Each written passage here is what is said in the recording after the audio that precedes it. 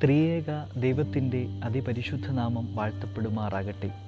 എന്നെ കേൾക്കുന്ന ഏറ്റവും സ്നേഹിതരെ, ഇന്നത്തെ ചിന്താവേദഭാഗം വിശുദ്ധ മർക്കോസിൻ്റെ സുവിശേഷം 13-ാം അധ്യായം 28 മുതൽ 37 വരെയുള്ള വാക്യങ്ങളാണ്. യുഗാന്ത്യ ചിന്തകളിലേക്ക് വഴിവെക്കുന്ന ഈ വേദഭാഗം നമുക്ക് ഏറ്റവും പരിചിതവുമുള്ളതും ഹൃദ്യവുമാണ്. 2 ഉപമകൾ കൊണ്ട് വായനക്കാരൻ്റെ ഉള്ളിലേക്ക് ആഴ്ന്നിറങ്ങുന്ന സുവിശേഷം. അത്തിയുടെ ഉപമയും മർക്കോസിൻ്റെ സുവിശേഷത്തിൽ മാത്രം കാണുന്ന കാവൽക്കാരൻ്റെ ഉപമയുമാണ് ഇവിടെ കാണുന്നത്. ഇവ നയിക്കുന്നത് ഉണർന്നും പ്രാർത്ഥിച്ചുകൊണ്ടിരിപ്പിൻ എന്ന ആശയത്തിലേക്കാണ്. യുഗാന്ത്യ സൂചന, വചനത്തിൻ്റെ സ്ഥിരത, ദൈവത്തിൻ്റെ അധികാരം, സമയത്തിൻ്റെ മൂല്യം, ഉണർവിൻ്റെ സാധ്യത എന്നിവയാണ് വേദഭാഗത്തിൻ്റെ രക്തചുരുക്കം എന്ന് പറയുന്നത്. എപ്പോഴും പോസിറ്റീവായിരിക്കണം എന്നാണ് നാം പറയാറുള്ളത്. എന്നാൽ ഈ കാലഘട്ടത്തിൽ പോസിറ്റീവായിരിക്കുക എന്ന് പറയുന്നത് ഇത്തിരി ഉത്കണ്ഠ നൽകുന്ന ഒന്ന് തന്നെയാണ്. എന്നാൽ മനസ്സ് പോസിറ്റീവായിരിക്കുക തന്നെ വേണം. അത് ഉണർവിൻ്റെ വലിയൊരു ലക്ഷണമാണ്. ഈ വേദഭാഗത്ത് നമ്മോട് പറയാനുള്ളത് ചില ഉണർവിൻ്റെ ഗുപ്ത സന്ദേശങ്ങളെക്കുറിച്ചാണ്. അനങ്ങിയാൽ അറിയണം. അതിനെ ജാഗ്രതയെന്നോ ഉണർവെന്നോ ശ്രദ്ധയെന്നോ നമുക്ക് വിളിക്കാം.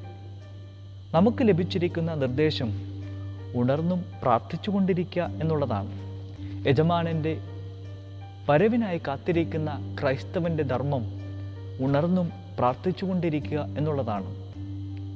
ആ ഉണർവിനെ സാമൂഹിക തലത്തിലേക്ക് എത്തിക്കുമ്പോഴാണ് അവിടെ ദൈവത്തിൻ്റെ നിയോഗം പ്രവർത്തിക്കുന്നത്.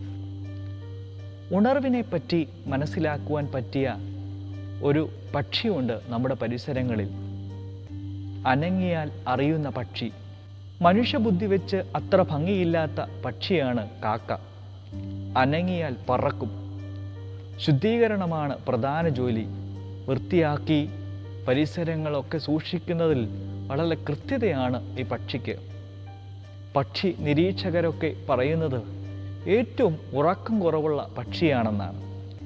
സ്വയം ശുദ്ധിയാകുന്നതിൽ കൂടിയും ആയിരിക്കുന്ന ഇടം വൃത്തിയാക്കുന്നതിലും ഒരു സാമൂഹിക സേവനത്തിൻ്റെ പ്രതീകമായൊക്കെ നമുക്ക് കാക്കയെ കാണുവാൻ കഴിയും. സ്വന്തം കൂട്ടിൽ കുയിൽ വന്ന് മുട്ടയിട്ടാലും ചില പരിഭവങ്ങളൊക്കെ പറയാതെ സംരക്ഷിക്കുന്ന ഒരു ത്യാഗത്തിൻ്റെ പ്രതീകമായും നമുക്ക് കാക്കയെ കാണുവാൻ കഴിയും. ബുദ്ധമതത്തിൻ്റെ ഒരു പ്രധാനപ്പെട്ട പ്രതീകമായും ഹൈന്ദവർ ഋതുസ്മരണയുടെ ഒരു പ്രതീകമായും വേദപുസ്തക ചരിത്രത്തിൽ പ്രവാചകന് അന്നം നൽകിയ പക്ഷിയായും ഒക്കെ നമുക്ക് കാക്കയെ കാണുവാൻ കഴിയും. അതുകൊണ്ട് തന്നെ കാക്കയുടെ ജീവിതത്തിൽ നിന്ന് അനങ്ങിയാൽ അറിയുന്നവരാകുന്ന ഒരു ശ്രദ്ധയുടെ മനോഭാവം സൃഷ്ടിക്കേണ്ടത്, ഒരു ഉണർവിൻ്റെ അനുഭവം സൃഷ്ടിക്കേണ്ടത് ഒരു അനിവാര്യമായി തോന്നുകയാണ്.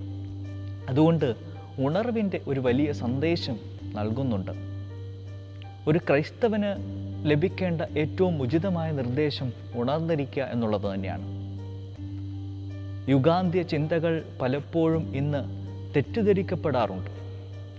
കോവിഡും പ്രളയവുമൊക്കെ വരുമ്പോൾ നാട്ടുവർത്തമാനം ലോകാവസാനത്തെക്കുറിച്ചാണ്.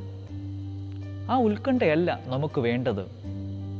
അത് നിർണ്ണയിക്കുവാൻ നമ്മൾ പ്രാപ്തരല്ല. അത് ദൈവത്തിനുള്ളതാണ്. ചിലപ്പോൾ മുന്നറിയിപ്പുകളായിരിക്കാം. അനാവശ്യമായ നമ്മളെ ഭയത്തിൽ നിന്ന് മോചിപ്പിക്കുവാൻ ഒരുപക്ഷെ ഈ മുന്നറിയിപ്പുകൾ നമ്മെ സഹായിച്ചിരിക്കാം. എന്നാൽ എല്ലാം അവസാനമാണ് എന്നുള്ളത് ചിന്തിക്കരുത്. ആ നാളും നാഴികയും പിതാവാം ദൈവമല്ലാതെ മറ്റാരും അറിയുന്നില്ല എന്നാണ് വേദപുസ്തകം നമ്മളോട് സാക്ഷിക്കുന്നത്.